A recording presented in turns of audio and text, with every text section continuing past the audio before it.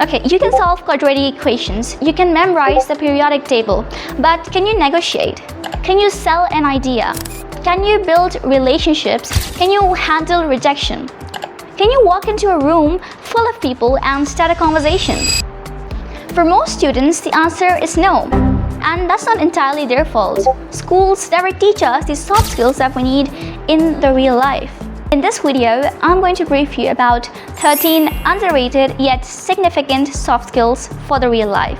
The first one, and the most obvious one, is communication. But most people think that communication is about talking confidently, or speaking English fluently, or simply giving class presentations. But it's much bigger than that. It's about resolving conflicts, negotiating, influencing decisions and people, explaining ideas, and making people feel understood. This is so majorly important in the real life because two people can have the same knowledge, the same talent at school or at work, but the one who is able to present themselves or able to communicate their idea in a better way is the one who is more recognized. Because that's the harsh truth of life. Your communication is often limited by not what you know, but by what you can communicate. The second skill is emotional intelligence. Schools focus on IQ, but real life demands EQ. And emotional intelligence is not about expressing your emotions only or about being completely an emotional fool. It's about recognizing the emotions of yours and of other people so that it doesn't control your behavior. And most people fail because they can't handle criticism, work with other people, manage their emotions, or work in social dynamics. For example, a teacher criticizes your project at school. One student chooses to become defensive, to argue back and to defend their project and fight with the teacher entirely. But another student takes it as constructive criticism. They take the criticism as feedback and they improve it. And the results for both of the students is completely different. The third skill is relationship building. The biggest myth is that most people think success is about what you know, how much knowledge you have, how much skills you have.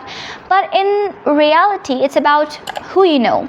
Because connections are really important. They provide you with opportunities, referrals, mentorships, contacts, and doors that would otherwise be closed for you. You could meet so many amazing people who could give you leads, give you offers, connect you with other people that might be useful to you. And they can also teach you a lot of things about life. Things that can only be learned with experience. And no, I'm not just talking about connecting with people on social media and networking on social media, even though that's really useful and I've used it, but it's about building genuine relationships with people, building trust so that you are useful to the other person and the other person is useful to you and you are genuinely so connected to them and you feel trusted by them. And you can talk to them about basically anything. Plan relationship building to be able to talk to anyone whenever you need to. Now I'm saying this because personally I have experienced the power of connections in my own life and I have leveraged it, to be honest. So highly recommended to learn networking. Fourth skill is negotiation. To be able to negotiate and convince the other person. To be able to make deals. And no, most people think it's about making business deals, but it's applicable in every aspect of your life when it comes to negotiating opportunities, about responsibilities, salaries, duties, or expectations. Negotiations is applied everywhere, even in your personal or professional relationships. For example, two students get an internship offer. One accepts immediately, but the other one, they negotiate the offer by asking for a stipend, asking for further details such as the responsibilities or the benefits, and the results are totally different for the both of them. The fifth skill is decision making. School rewards correct answers, but real life, it almost never has any right or wrong answers. You just have to decide on one thing. You have to decide on what seems like the best thing for you in the short term and in the long term with the limited amount of information that you have at the moment. This might hurt, but you are a result of your life choices. So decide wisely. Don't sacrifice long-term success for short-term pleasure. Ask for the why of something. I'm not asking you to overthink every life decision, but when it comes to major decisions, learn how to make decisions effectively and not just make stupid choices at the same time. Don't repeat the same mistakes over and over again. The seventh skill is personal branding. Believe it or not, people's impression of you actually matters. Schools don't teach this, but it is what people think when they hear your name. What does your name stand for? What is your brand? What is your image? And universities, investors, employers, they evaluate it. Ask yourself, what values do you stand by? Who are you, basically? Your identity. What do you want to be known for? What legacy do you want to create for your name? What problems can you solve? And what value do you create? How do you affect a social group or a place that you enter? Seventh skill is learning how to learn. This is such an underrated skill, but it is what differentiates a smart person to an average person. Because the smart people, they don't learn, they just don't consume information constantly. They learn how to learn effectively. Epistemology. The top 1% people in the world, they study on how to maximize their learning, how to learn things at a faster rate and more effectively. Because the world will constantly change in technology, in outcomes, in careers, in social structures. But what matters is your adaptability to be able to learn, to gain any kind of knowledge, to adapt to any kind of field in a short span of time. It can range from learning about memory techniques to mental models. Because when you learn about learning effectively, you will be able to learn almost anything in the world, be it science or philosophy or engineering. The point is to be able to adapt to any kind of knowledge instantly. And once you master the skill, I assure you, you will be genuinely unstoppable. Eighth skill is learning how to handle rejection. Schools create an illusion that you do good at something and you get the reward. But real life doesn't work like that. You will face a lot of rejections, failed interviews, rejection letters from colleges, lost opportunities, or that doesn't mean you stop trying. Treat rejection like a second opportunity, like a redirection, a sign from the universe trying to tell you that you're meant for something else. Have that kind of mindset. If I get bad grades once, it doesn't mean I'll stop studying. If I fail at a business, it doesn't mean I'm a bad entrepreneur. If I don't get much reach on social media, it doesn't mean I'll stop posting content. If you truly want to be good at something, you have to be willing to handle rejection. The difference between the people who make it and the people who just lag behind and give stupid excuses is that successful people move despite the challenges that come in their way. I'm not trying to give you a motivational pep talk, but this is the reality. Don't be a loser. Really, don't give up. If you want to achieve something, you have to be willing to obsess over it and do it no matter what. Do it anyway. And most importantly, treat rejection as a feedback. Analyze, reflect on what could have been wrong, what you could have done better next time, and improve on it. The next skill is sales. Now, when you think of sales, you think of manipulation. But according to me, sales is quite the opposite of that. It's about being authentic. And as a matter of fact, you sell every single day. You sell your vision, you sell your ideas, you sell your projects. You sell yourself during an interview. A student pitching a club initiative is selling. A founder pitching a startup is selling.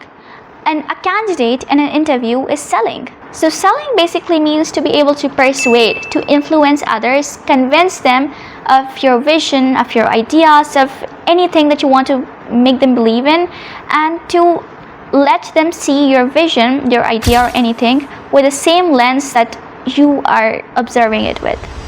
11th skill is time management. People say that time is the most important thing. Wrong. I believe it's energy. Energy is the currency because high performers realize that energy is more powerful than time. I have spent 2 hours doing one thing and failed at it in a sense. And on another day, I spent 1 hour, half the time doing that thing and excelled at it. The difference was not the time, but the energy.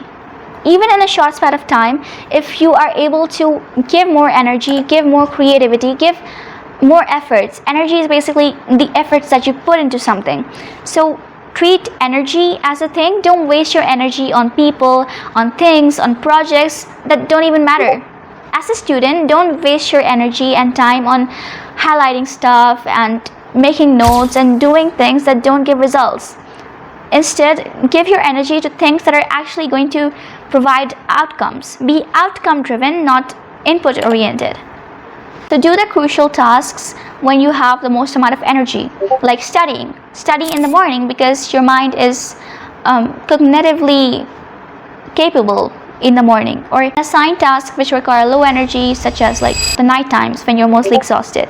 The 11th skill is self-awareness. And I know self-awareness has been really romanticized and idealized in this generation lately, that I know my red flags, I know my weakness, I know my strengths, but actually self-awareness is not knowing about your pitfalls or knowing about your weaknesses and all of that. It's about just knowing yourself internally. And I think it's really important in cases when you know yourself throughout, the opinion of others doesn't really affect you. You don't seek for external validation when you are self-assured. So have a high self-esteem, have a high self-image, your self-worth, your self-confidence, whatever you call it, but know exactly what you stand by. Have an identity. Be different, and not be different in a sense to rebel out and like go against the rest of the society, but be different and in the sense of having a unique identity, being individual, having your own taste, not trying to just fit in a group. Try to learn more about yourself. We spend so much time trying to copy others, trying different trends, but who are you at the end of the day? Try journaling or such exercises to get to know about yourself. Form a deeper relationship with yourself before anyone else. So ask yourself questions like, what are my strengths? What are my weaknesses? What kind of environments do I thrive in? What motivates me? What drains me? What are the morals do I stand by? And the last but not the least, it's adaptability. The world changes. It's an undeniable fact. But can you change along with the world? Because I have seen a lot of people who are too adamant, resistant, complacent, and just simply really comfortable with their existing situation. They don't want to change. They're stagnant with the place they're currently in. But if you want to grow simply means to get out of your current position and to improve, to become a better version of yourself every day. And when we talk about recent changes like AI and all of that, it is important to be adaptable. Because no matter how much you hate AI or any kind of changes, God knows what's going to happen in the future, you have to adapt to all of these transformations. Because if you don't change the world, you're just going to fall back. Because the world is going to move on. It doesn't really care about you. So either change or stay back. Stay the same. And if you're a student, please try to grow yourself beyond academics. Explore different interests, different hobbies. Get out of social media, go into the real world and get to know about yourself. Learn about different skills, because skills in this generation matter more than degrees. Teach yourself with skills, be it hard skills, to monetize them, to earn something out of the hard skills, and soft skills which are underrated but extremely useful in the real life. I'm a certified soft skills trainer, and I'm making this video to educate you all, especially students, on skills that schools are supposed to teach but they simply don't. Treat schools as the floor, not the ceiling, because education helps you earn a living, but skills helps you build a life.